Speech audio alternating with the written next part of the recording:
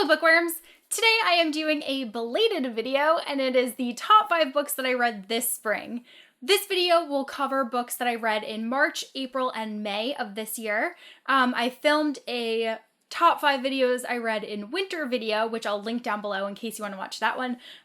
But normally I would film this closer to the end of May, but again, I've just been behind on things and I apologize, but I'm going to be better going forward. So anyway, I'm gonna get started. These are my top 5 reads of the spring. So first I have Split Second by Casey West. This is the second book and conclusion to the Pivot Point duology.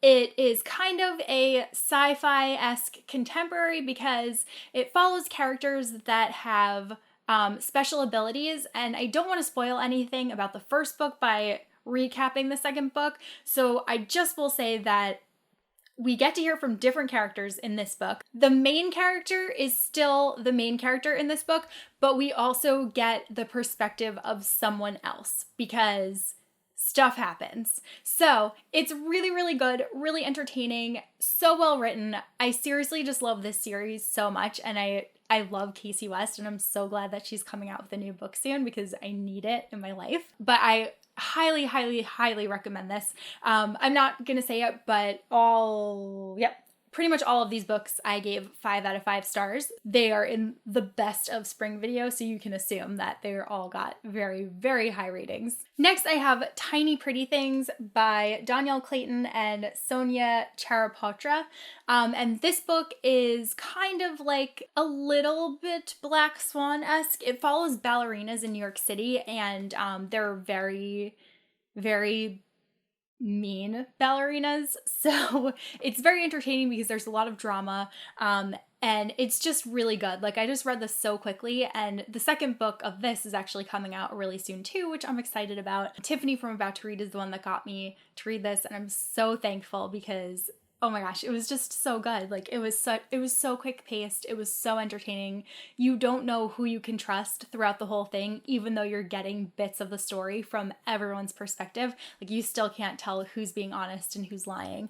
And it's just really interesting. So I can't wait to continue the story. And I don't know how many books it's going to be, but I would just continue reading these. If they came out with more than 2 of them, that would be great. So if you like contemporary and if you like drama, and if you liked like Pretty Little Liars and stuff, you would definitely like this book and you should pick it up. Then I have Clockwork Prince by Cassandra Clare, which is the second book in the Infernal Devices series. I actually liked this book the best out of the 3 of them. I did really love Clockwork Princess and I loved the conclusion. I just really liked Clockwork Prince like the best because I felt like there was just so much going on and there were so many things that were revealed in this book that it made it really exciting for me, and I just had such crazy feelings the whole time reading this, and I was just texting people like, oh my god. So this is the one that definitely like sticks out in my mind out of the trilogy. It follows Shadowhunters, obviously, because it's by Cassandra Clare, but it takes place in London in like the Victorian era, so it's kind of like a steampunk type feel to it, and it's just really, really good, really well done, really interesting, and I'm really looking forward to reading Lady Midnight now, and also I can continue with the rest of the Mortal Instruments books because this series is spoiled in the 5th book of the Mortal Instruments, so that's why I took a hiatus on that series, and I'm glad that I did because I really like this and I would have been really sad if I had known the ending. Then the next books that I have to show you are like, oh my god, not only top books of the spring reads, but definitely top books of the year reads, and probably like lots of years. Like, I just loved both of these books so much. But so the first one is The Raven King by Maggie Stiefvater. This was the conclusion to the Raven Cycle Quartet. It was so freaking good. Like, oh my god, everything that I was hoping for. I read this so quickly, and these books are very intense, very layered. They don't have a plot that moves very quickly, but it's so beautifully written and there's so much information and you will miss it if you are not like paying very close attention. So I was not expecting to get through this as quickly as I did. I almost wish I didn't finish it as fast just because I want to live in this world like forever. I really, really, really, really, really loved it. I I loved everything about it. I don't want to spoil anything. I can't say anything. Just know that it was like the best. It was, oh my gosh, I can't wait to reread the series. Oh, it's just so good. And then last, I have A Court of Mist and Fury by Sarah J. Maas. I actually haven't talked about this book in a wrap-up yet because, as I've said numerous times, I'm super behind on videos. So I'm going to be combining my May and June wrap-ups, and it'll take place, I'll talk about it there, but just to give you an idea now, I loved it. This is a Hades and Persephone retelling.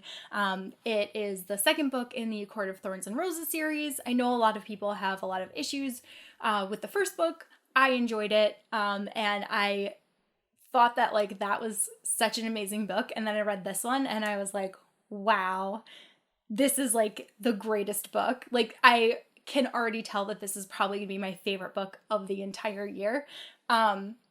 It was just everything. Like, everything happened. It was like a roller coaster of emotions. I was laughing, I was crying, I was happy, I was devastated. I can't even tell you. But Cassie, who does the Spines with Wines book club with me, the two of us were just going back and forth like, oh my god, oh my god, oh my god. We could not stop texting while we were reading this because it was so good.